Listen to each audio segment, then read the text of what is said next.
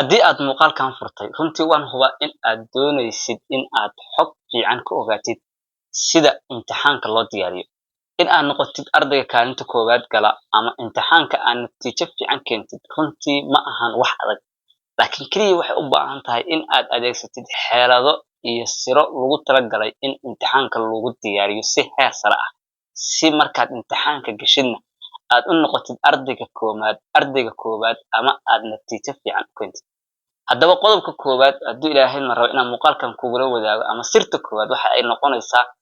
in aad hab fikirkaaga wanaajisid ardaydu inta badan waxay aaminsan yihiin in qofka kaalinta koowaad gala ama imtixaanka natiijo fiican ka keena in uu yahay qofka saacado badan wax akhriyay juhdi badan oo dadaal badan bixiyay waa sax qofka kaalinta koowaad gala ama natiijo fiican keena waa qof dadaal bixiyay laakiin dadaalkaas micnihiisu ma aha in qofkaas uu xiiqay oo saacado badan ugu akhrinayay oo har iyo habeen uusan seexan jirin waxaan xasuustaa sanadkan gudihiisa arday form 4 ayaa ila soo xiriiray wuxuu ii soo diray jadwal wax akhris oo degsaday wuxuu igu yiri ustaado jadwalkan wax akhriska ayaan samaystay waana hirgelin lahaa jadwalkii markaan fiiriyay waa jadwal labada duhurnimo ama 8 saac duhurkii ka bilaabanaya ilaa 5 saac habeenimo xilliga seexanaya oo waliba wax break ah salaadaha inuu tukado maaha break kale uu ku jirin ardaygaas wali wuxuu ii sii raaciyay in xilliga markii 10 saac habeenimo la gaarana uu soo kaco tan iyo maantana saas wuxuu akhrinayay waxa uu sheegay in dhig la'aan ay ku dhacday wax akhriskiina uu wadi waayay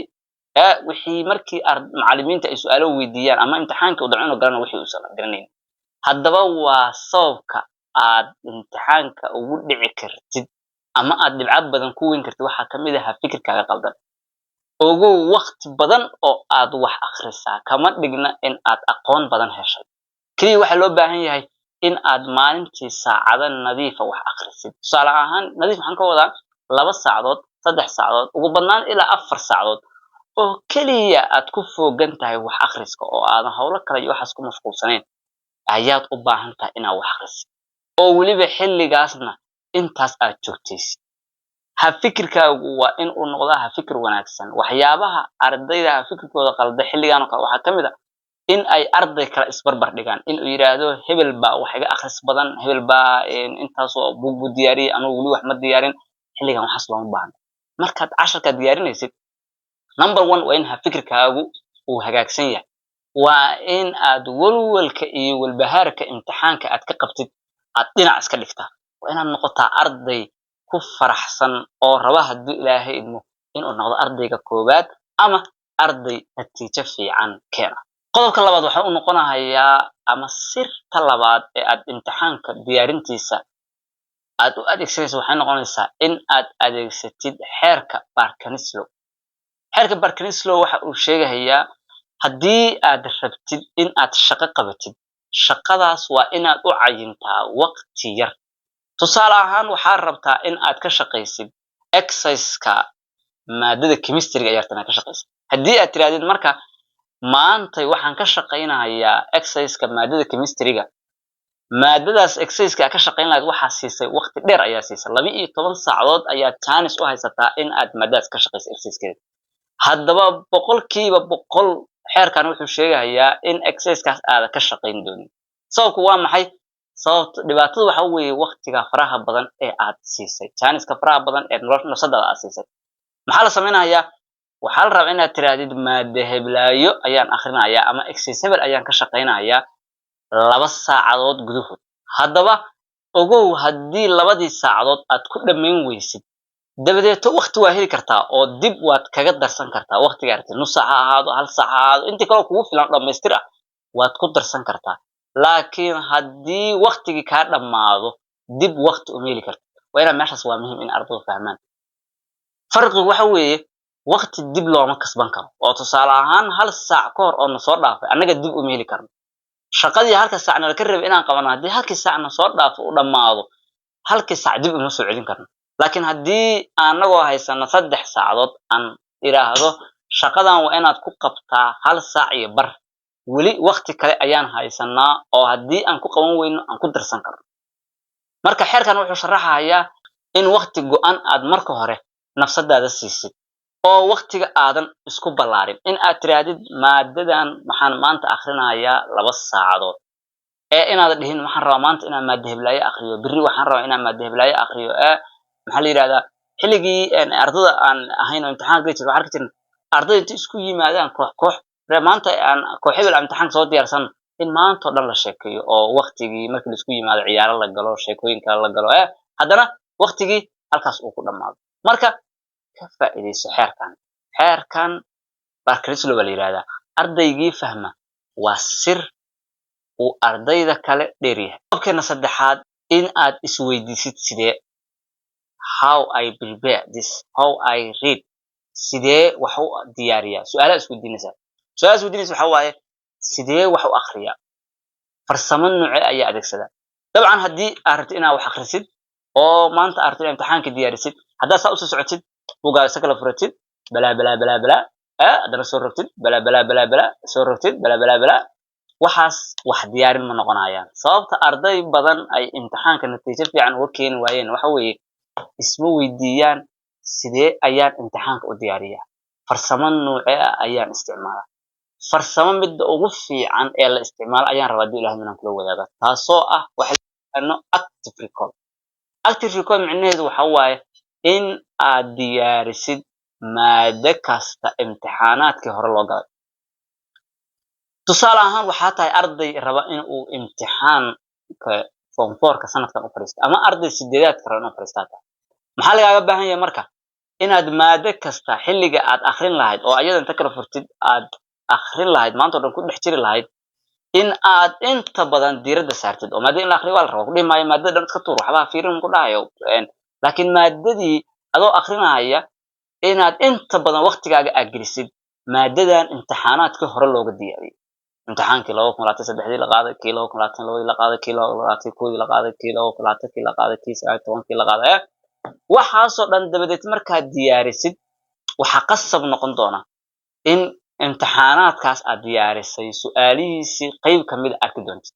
ama in imtixaankii 2022 la soo celiyey ama in 2020kii imtixaankii ahaa la keeno ama in imtixaankii qayb laga keeno qaybna laga tago ama in 2 imtixaan oo 2 sano la kala qaado la isku soo daro ala imtixaan saas markaa wax u akhrisid maskaxdaadu in badan ayay wax xasuusnaanaysaa mideeda kaleeto qofku markuu waxa su'aalaha isweydiinayo oo su'aashan A iyo B iyo C iyo problemkeeda iyo xagee ka yimid iyo markuu saas wax u akhrinayo iyo markuu inta maado kala furo uu akhrinayo inta badan wax maskaxiisa xasuusan ogtahay markii qaab su'aalo ah oo ardaygu wax u diyaariyo haddaba waa inaad ka faa'iidaysataa active recall waxa la yiraahdo active waxa uu sheegay inaad imtixaanaadkii hore aad waqti gelisid intii aad maanta oo dhan maadooyinka aad buugga inta kala furtid iska akhrin lahayd ayagana waqti yar si waqti badan xilligan waxaad gelisaa in aad imtixaanaadkii hore loo galay aad diyaarisid qodobka afraad arday waxa uu noqonayaa focus diirad saarid inay yeelato marka wax akhrinaysid wax kastoo akhrinaysid waa inay noqdaan wax aad diiradda saartid arday 6 saacadood wax akhriya ama 12 saacadood wax akhrinaya oo diirad saaradiisu ay yartahay waxaa ka fiican arday 2 saac kaliya wax akhriya oo diirad saar ardaydeena markay wax akhrinayaan inta badan ayagoo telefoonka inta u yaalo oo TikTok ku jira oo Facebook ku jira ama se ayaga oo familki dhex jooga oo ciyaalkii iska dhex ciyaarayaan oo ama isagoo music dhageysanaya ayuu rabaa inuu qofku wax akhriyo akhriska noocaasi ma ahan mid diirad saaridiisa ay sax tahay ma ahan mid hadhow natiijo fiican ku helaysa kaliya maadaama aan qodobkii koowaad waqtiga ku soo yaraynay oo aan qofku 2 saac 3 saac u badnaa ilaa 4 saac u baahan yahay saacadaas waxaa loo yareynayaa qofku inuu diiradda saaro 1 saac inaad maadadan aad diiradda saarto in aad mashquul oo dhan iska xirtid in aad baraha bulshada joojiso kuma dhahayo dhammaan baraha bulshada ka bax Facebook delete TikTok delete kuma dhahayo laakiin baraha bulshada nafsadaada waxaad uga dhigtaa abaalmarin uga dhig oo tusaalaan si abaalmarin uga dhigaysaa haddii aad xilligaas 2 saac ku dhamaysid maadadaas xisaabta ka shaqaysid su'aalaheedii iyo waxeedii adoo wax kala fiirin aad diyaarisid oo aad fahantid dabadeeto nus saac ayaan TikTok ku jiri doonaa ama Facebook ku jiri doonaa dabcan waa abaalmarin waa marka nafsadaadu waxay isku dayeysaa markaas in ay maadadan diyaariso si hadhow ay chance u hesho oo ay maadooyinkaas ama ay tiktokgii ama wixii kaloo ay jeclayd ay xoogaa ugu nafisto laakiin haddii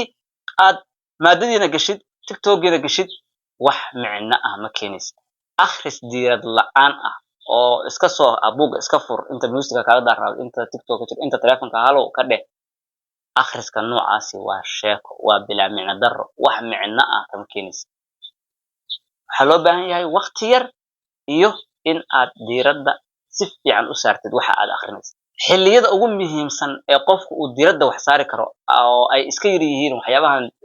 qofka mashquuliya ama baraha bulshada ama teleefon lagaa soo waco waa xilliga aroortii ah haddii aad awoodid inaad 4 habeenimo ama 10 saac aad soo kacdid sababtoo xilligaas teleefon cid kaa soo wacaysa male baraha bulshada wax laga yaabaa adii xataa xilligaas inaad gelin mashquulku xilligaas waa iska yar yahay haddii xataa xaafaddu wax ku diran jirtay oo xaafadda aad ka shaqaynaysay xataa mashquulka xaafaddu xilligaas waa yar yahay marka haddaad 3 habeenimo ilaa 10 meelahaas haddaad inta kici kartid aad wax akhrisatid dabadeeto maalintii xoogaa aad seexanaysid ayana aad iyo aad ayay u fiican qodobkeena ugu dambeeya waxa uu noqonayaa waa hadafkaaga haddii aadan hadaf lahayn oo imtixaanka inaad fasalka inaad noqotid qofka kaalinta koowaad gala ama inaad imtixaanka natiijo fiican ka keentid haddii uusan hadafkaaga ahayn ee ay kaa tahay iska akhri dabcan wax ma keenaysa waxa keenaysaana waa waxaan micno lahayn laakiin waxaa loo baahan yahay in aad hadaf leedahay in hadafkaagu uu qoran yahay in hadafkaagu uu yahay in aad natiijo fiican ku baastay imtixaankan in aad noqotid ardayga arday ka mid noqda 10 arday ee ugu sarreysa sanad dugsiyeedka waa in hadaf noocaas aad leedahay haddii aadan hadaf lahayn dabcan waxna ma akhrin doontid oo markaa wax yar akhrisidba waa iska joojinaysaa barahaagii bulshada ayaa iskaga laaban doonta saaxiibadaada la qoslaysa la sheekaysanaysa ayaa iskaga laaban doonta maxaa sababaya waxaa sababaya hadaf kugu cayiman oo aad rabtid inaad gaartid male hadafku muxuu sababayaa inuu ku dhaqaajiyo inuu meesha aad joogtid ka meesha aad rabtid inuu ku geeyo sababtoo ah qof hadaf leh dabcan qof iska dheeldheelahaya maaha dabcan qof hadaf leh haddii uu jadwal degsado jadwalkaas waa inuu ka dhabeeyaa haddii aragtid qof jadwal u degsan yahay jadwalkiina aan hirgelinayn dabcan qofkaas waxaa ka maqan wixii dhaqaajin lahaa oo ah hadaf waxaan kalsooni weyn ku qabaa in aad kaalinta koowaad geli kartid ama aad ka mid noqon kartid 10 arday ee ugu sarreeya ardayda sanad dugsiyeedka 2023-2024 haddii aad dabaqadid oo sida ay yihiin 5 qodob aan kula wadaagay aad u hirgelisid in aad guul weyn ka gaari doontid hadduu ilaahay idmo imtixaanka soo socda haddii aad nagu cusub tahay waxaan ahay macallin cigaal qoraaga buugga caawiyaha ardayga inta badan youtube-ka waxaan kaga hadlaa arrimaha waxbarashada